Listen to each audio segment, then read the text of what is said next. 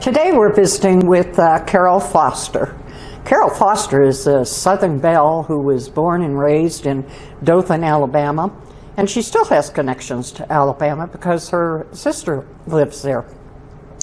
But years ago, Carol moved to Stillwater, Oklahoma, where she took a job with Oklahoma State University. And there she met her husband, John, who was also who was a student at Oklahoma State University, but he was preparing to be a minister in the United Methodist Church.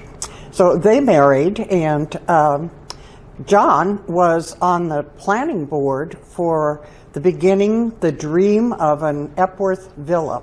So it wasn't a strange coincidence that John and Carol would be moving into Epworth Villa eventually at some point in their life.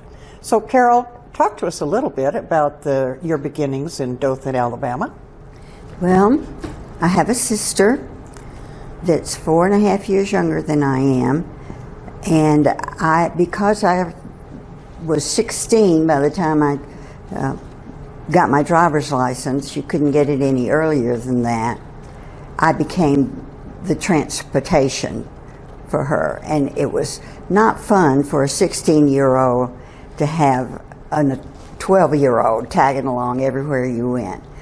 But I love her dearly, and she has improved significantly since those days. So I enjoyed high school. I was a tennis player and walked 1.5 miles from my house to this high school, and if it was raining, Mother would take me, but she thought the exercise was good for me. And I loved school. I loved everything about school.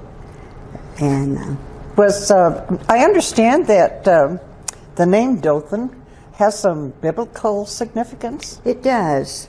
There's a passage, and I tried to find it today, but my knowledge of where scriptures are is not as good as it should be. And they were talking about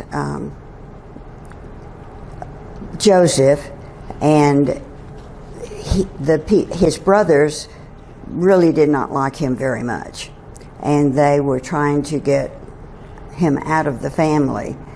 And so they took him out and put him in a well, and when they were talking to each other, they were talking about the people that came on their camels, and one of the brothers said, "I heard them say, 'Let us go to Dothan.'" All right. So indeed it does have some biblical significance. Mm-hmm. Well, you did some graduate studies. I did. I have a master's from the University of Alabama in family relations and child development, psychology, and sociology. All right. And you did some graduate work at Oklahoma State University. I taught there. Okay. Well, I knew you had... And I had visions of getting my PhD from there, but instead I got an MRS. All right.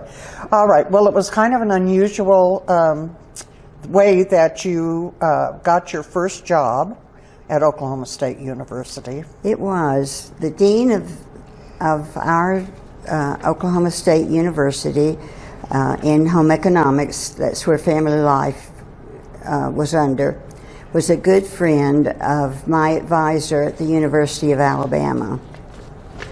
And so those two got together and decided that I needed to come to Oklahoma State University and do graduate work and be a graduate assistant.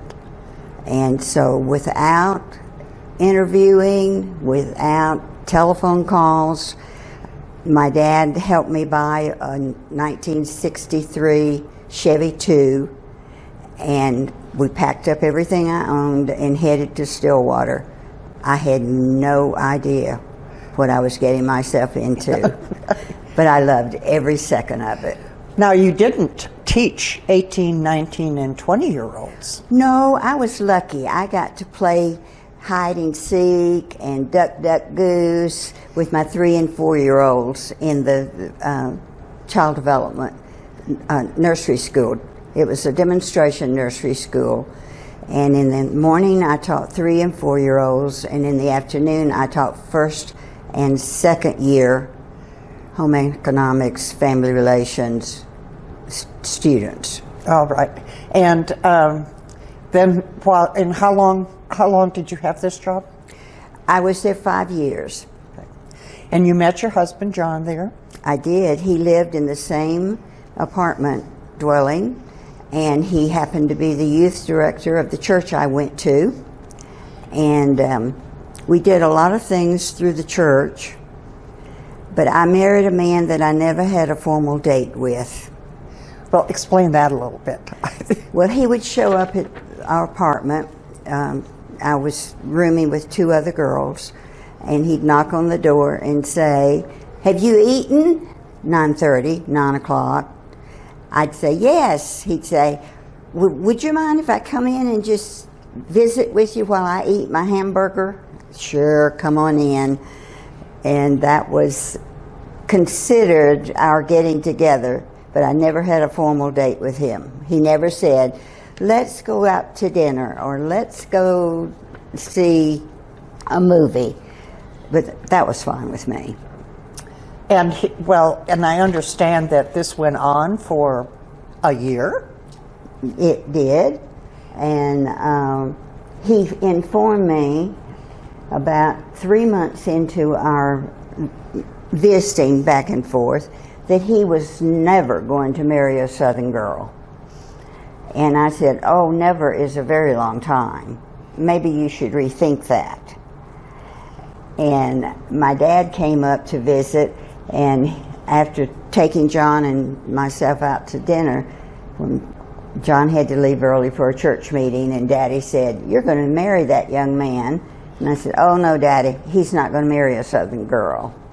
And he said, "Oh, yeah, he is. He just doesn't know it yet." And that came about? Well, that was in November, and we were married in March. And I understand that you did decide, well, if he's not going to marry a Southern belle, you would maybe try out some other dates? I did. When he said that, I thought, well, I'm not going to waste my time with him if he's not going to marry a Southern girl, because I'm not changing. And I knew another graduate student, and he asked me if I'd like to go out and get dinner and whatever. And when I got back home, John was sitting on the couch talking to my roommates.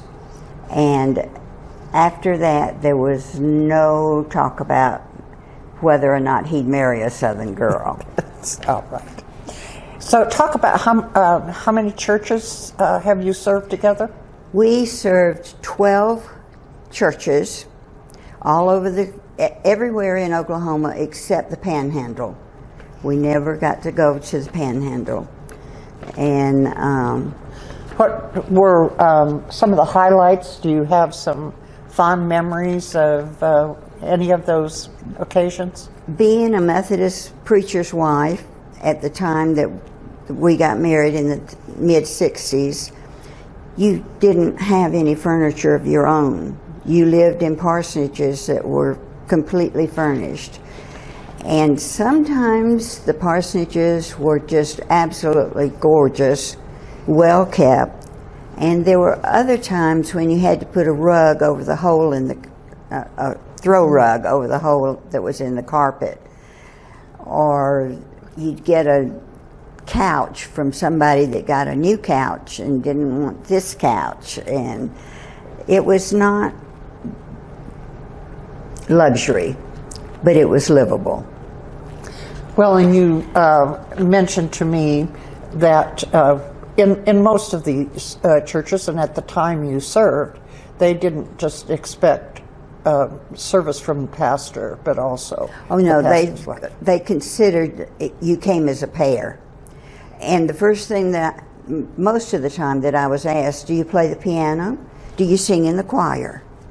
They really didn't care whether I could cook and keep a house, but they wanted me involved in the UMW, which is United Methodist Women, and